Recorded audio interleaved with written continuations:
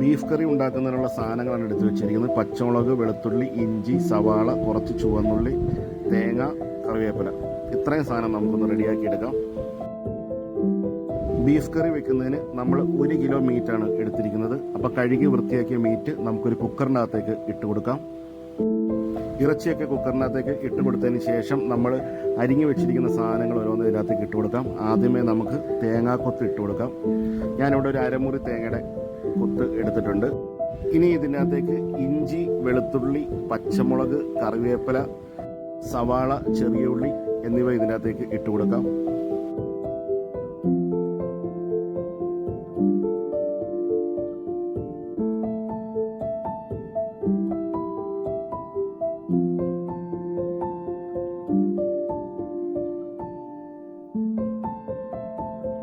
അതിനകത്തേക്ക് മസാലപ്പൊടികൾ ഓരോന്ന് ചേർത്ത് കൊടുക്കാം. ആദ്യം തന്നെ 1 ടീസ്പൂൺ മഞ്ഞൾപ്പൊടി ചേർത്ത് കൊടുക്കാം. മഞ്ഞൾപ്പൊടി ചേർത്ത് കൊടുത്തതിന് ശേഷം ഇതിനകത്തേക്ക് ഒരു 2 ടേബിൾ സ്പൂൺ മല്ലിപ്പൊടി ചേർത്ത് കൊടുക്കാം. ഇനി ഇതിനകത്തേക്ക് മുളക് പൊടി ചേർത്ത് കൊടുക്കാം. ഒരു 2 table spoon red chilli powder ചേർത്ത് കൊടുക്കാം.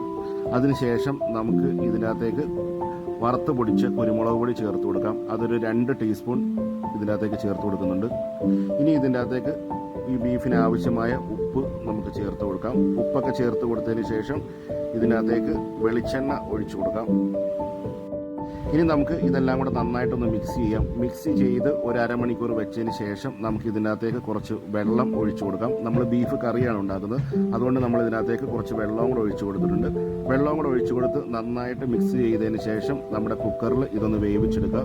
അപ്പോൾ എൻ്റെ കുക്കറിന് ഒരു 3 to 4 വിസിലുണ്ടെങ്കിൽ ഇത് നന്നായിട്ട് വെന്ത് കിട്ടും. ബീഫൊക്കെ വേവിച്ചെടുത്തതിന് ശേഷം നമുക്കൊരു മൺചട്ടി ഈ അടുപ്പത്തേക്ക് വെച്ച് കൊടുക്കാം. മൺചട്ടിയിലൊക്കെ ബീഫ് കുക്ക് ചെയ്യുന്നത് ഒരു പ്രത്യേക ടേസ്റ്റാണ്. ഇനി നമുക്ക് ഈ മൺചട്ടിക്കകത്തേക്ക് കുറച്ച് വെളിച്ചെണ്ണ ഒഴിച്ചു കൊടുക്കാം. വെളിച്ചെണ്ണ ഒന്ന് ചൂടായിട്ട് വരുമ്പോൾ നമുക്ക് ഇതിനകത്തേക്ക് കറി ലീവ്സ്, കറിവേപ്പില ചേർത്ത് കൊടുക്കാം.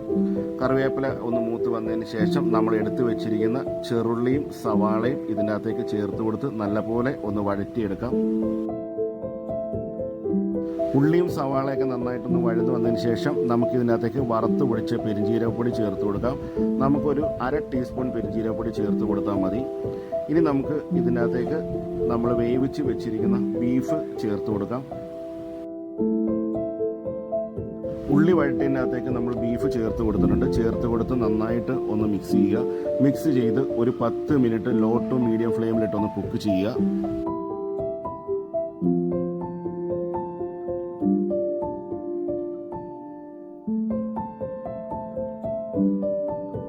ഇനി ഇതിനകത്തേക്ക് ഇറച്ചിക്കറിയുടെ മെയിൻ ഐറ്റമായ മീറ്റ് മസാല, ഇത് നമ്മൾ വീട്ടിൽ തന്നെ വറുത്ത് പൊടിച്ചാണ്.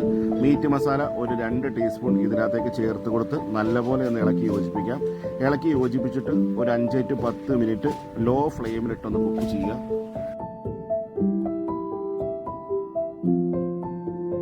ഇനി ഈ ബീഫ് കറിക്ക് ഒരു പ്രത്യേക ടേസ്റ്റ് കിട്ടുന്നതിന് നമുക്ക് ഇതിൻ്റെ അകത്തേക്ക് കുറച്ച് മല്ലിയില ചേർത്ത് കൊടുക്കാം. മല്ലിയില നിങ്ങൾക്ക് ഇഷ്ടമുണ്ടെങ്കിൽ മാത്രം ചേർത്ത് കൊടുത്താൽ മതി, ഇത് ഓപ്ഷനിലാണ്.